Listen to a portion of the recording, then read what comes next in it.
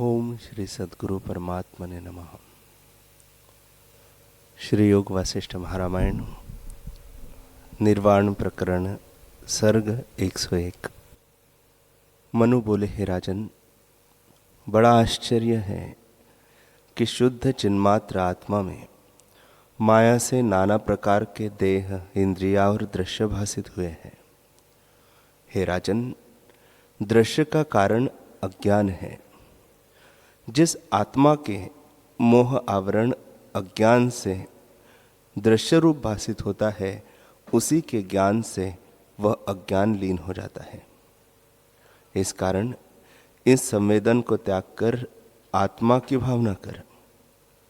यह मैं हूं, यह मेरे हैं, ये संकल्प मिथ्या ही उठते हैं। हे राजन, प्रथम कारण रूप से एक जीव उपजा, फिर उस आदि जीव ने अनेक जीवगण हुए। जैसे अग्नि से चिंगारी निकलती है, वैसे ही उसने अनेक रूप धरे हैं। कोई गंधर्व, कोई विद्याधर, कोई मनुष्य, कोई राक्षस इत्यादि हुए हैं। फिर जैसे संकल्प होते गए हैं, वैसे ही रूप होते गए। वास्तव में जैसे जल में तरंग स्वरूप के प्रमाद से अनेक भाव को प्राप्त होते हैं, वैसे ही अपने संकल्प अपने ही को बंधन होते गए हैं। इससे संकल्प नानात्व की कल्पना मिथ्या है। हे राजन, इस भावना को त्याग कर आत्मपद को प्राप्त हो। आत्मा अनंत है। यह विश्व भान और प्रकार का होता है। जैसे समुद्र सम है, पर उसमें जो कई आवर्त तरंग और बुलबुले उठते हैं, सो जल से भिन्न नहीं। वैसे ही आत्मा में अनेक प्रकार का विश्व जो दिखता है, सो आत्मा से भिन्न नहीं, आत्मस्वरूप ही है। ऐसे आत्मा की भावना कर।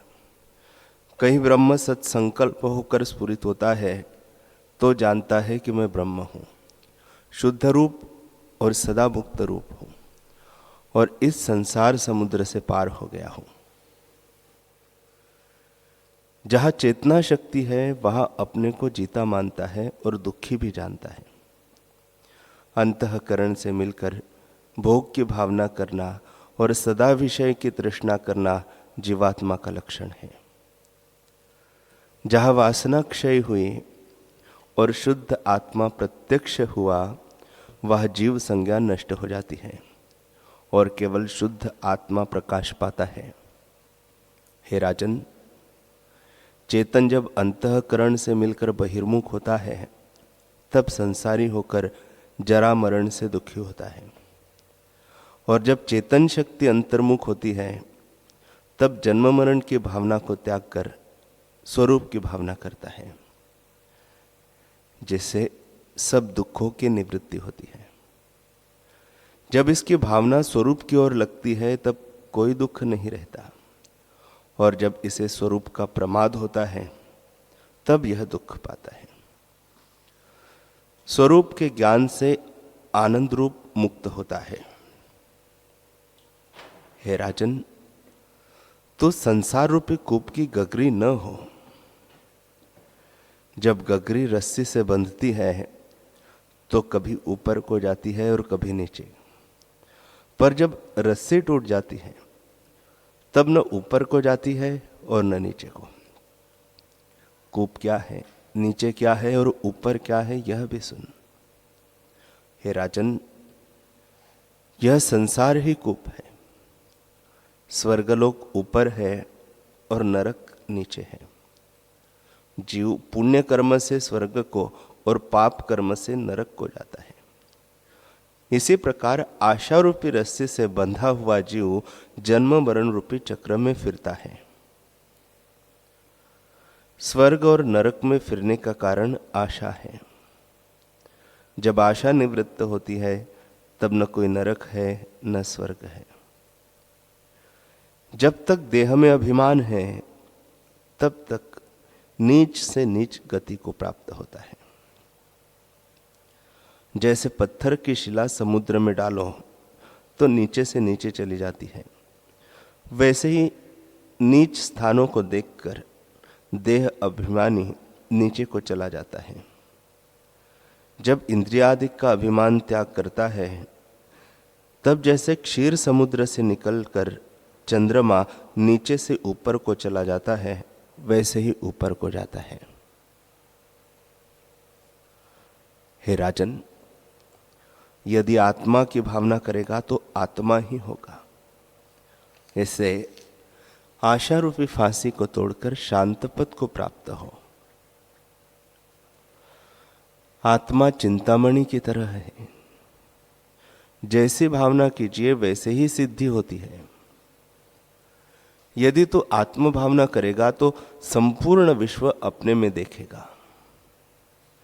जैसे पर्वत शिला और पत्थर को अपने में देखता है, वैसे ही तू भी सबको आत्मा जानेगा।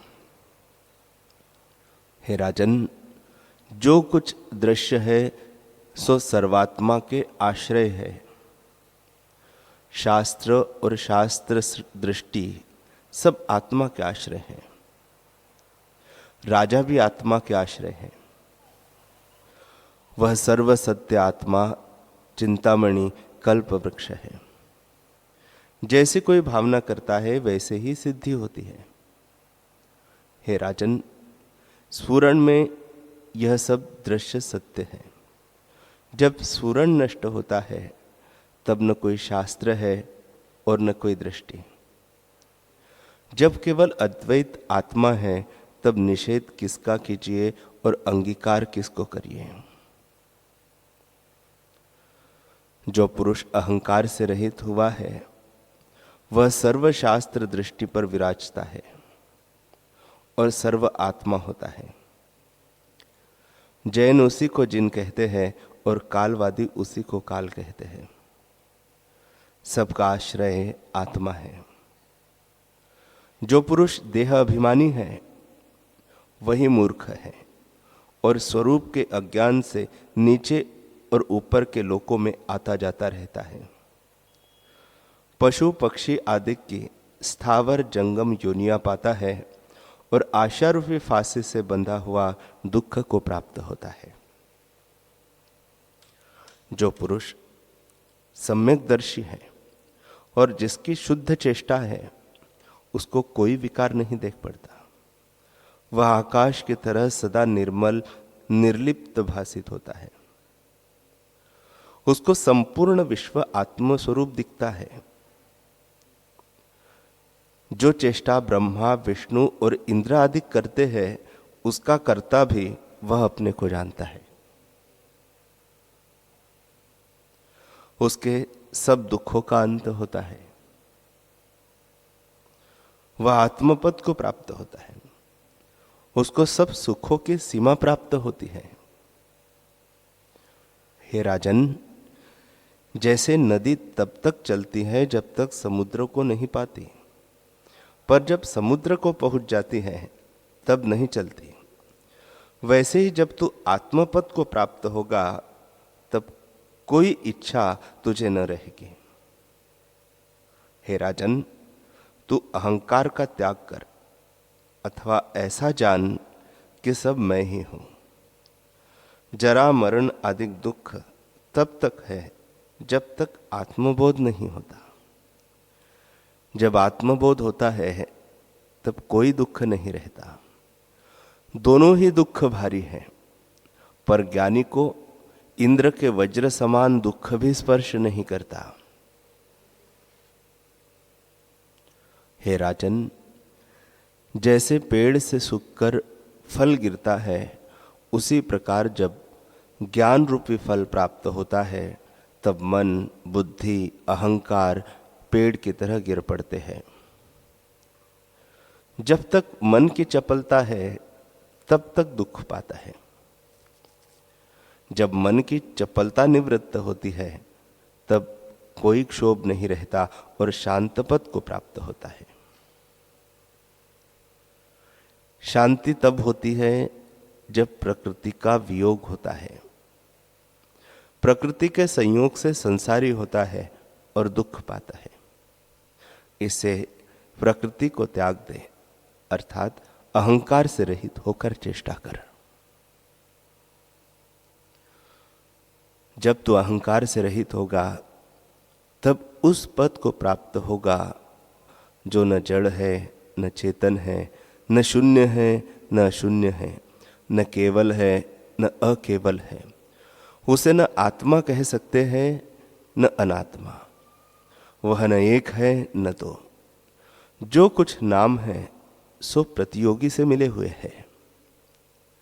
प्रतियोगी होकर द्वैत होता है, पर आत्मा अद्वैत है, जिसमें वाणी की गति नहीं। जो अनिर्वचनीय पद है उसको वाणी से कैसे कहिए। जितनी नाम संज्ञा है सो उपदेश मात्र है। आत्मा अनिर्वाच्य पद है। इससे संकल्प का त्याग करके आत्मा की भावना कर। जब तू आत्म भावना करेगा तब केवल आत्मा ही प्रकाशित होगा।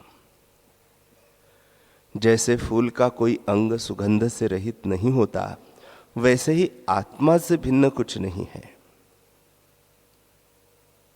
हे राजन, जब अहंकार का त्याग करेगा तब अपने आप शोभायमान होगा और आकाश की तरह निर्मल आत्मा में स्थित होगा।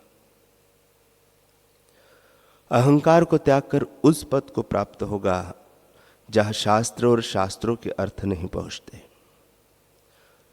जहां संपूर्ण इंद्रियों के रस लीन हो जाते हैं और सब दुख नष्ट हो जाते हैं। तब केवल मोक्ष पद को प्राप्त होगा। हे राजन, मोक्ष किसी देश में नहीं कि वहां जाकर पावे, न किसी काल में ही है कि अमुक काल आवेगा तब मुक्त होगा। और मोक्ष न कोई पदार्थ है कि उसको ग्रहण करेगा। केवल अहंकार के त्याग से मोक्ष होता है। जब तू अहंकार का त्याग करेगा तभी मोक्ष है।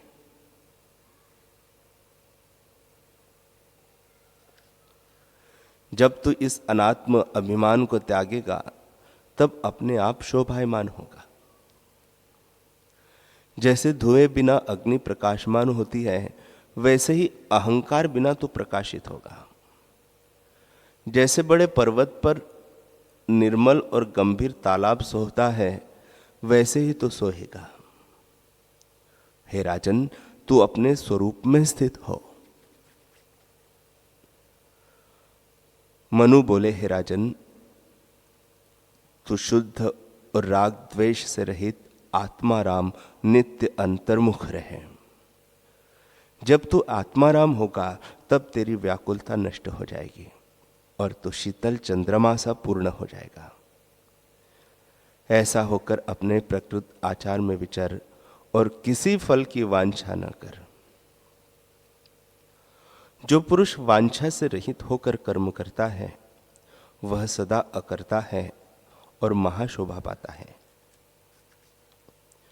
ऐसी अवस्था में स्थित होकर जो भोजन आवे उसको खा ले और जो अनिच्छित वस्त्र आवे उसको पहन ले। जहां नींद आवे वहां सो रहे, राग द्वेष से रहित हो। जब तो ऐसा होगा तब शास्त्र और शास्त्रों के अर्थ का उल्लंघन कर लौकिक व्यवहार करेगा। जो ऐसा पुरुष है वह परम रस को पाकर मतवाला होता है। उसको संसार की कुछ इच्छा नहीं रहती। हे राजन, ज्ञानवान चाहे काशी में देह त्याग अथवा चांडाल के ग्रह में, वह सदा मुक्त ही है। वह सदा आत्म रूप में स्थित है। वर्तमान काल में वह देह को नहीं त्यागता,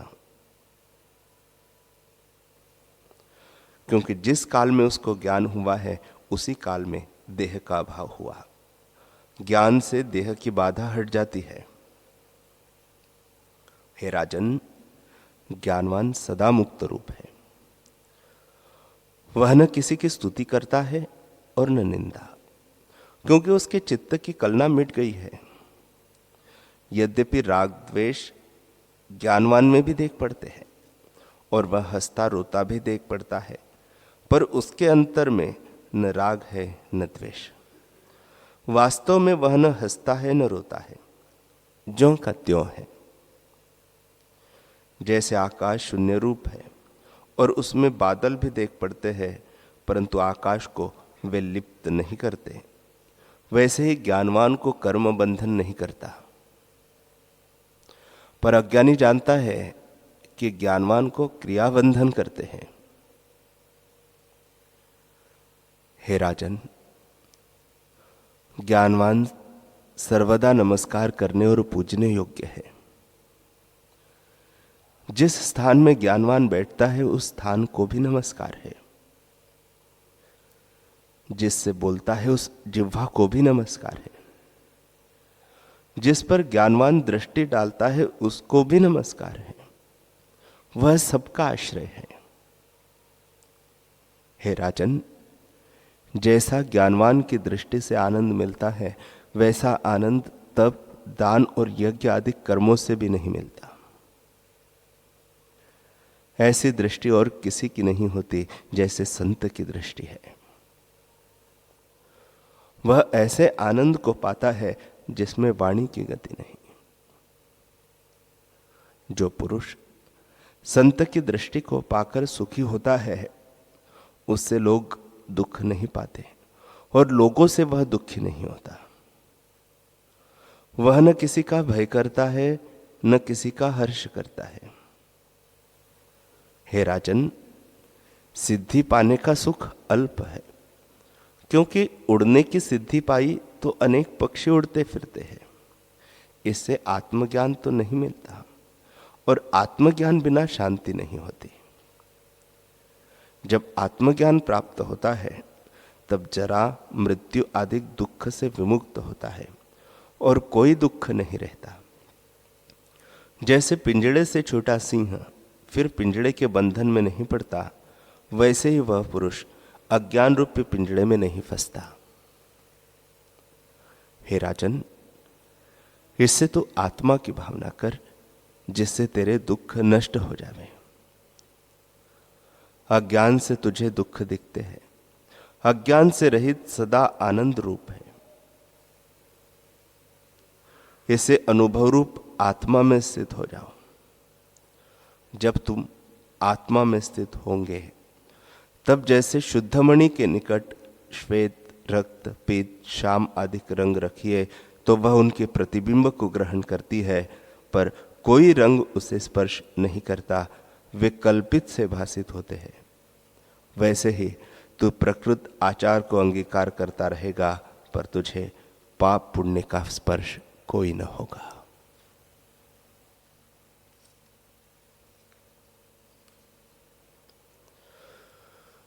हरि ओम।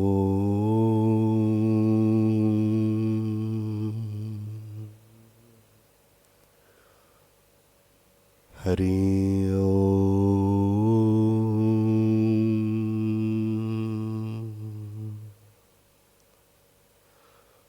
ओम सहना भवतु सहनो भुनक्तु सह वीर्यं करवावहै तेजस्विनावधीतमस्तु मा विद्विषावहै।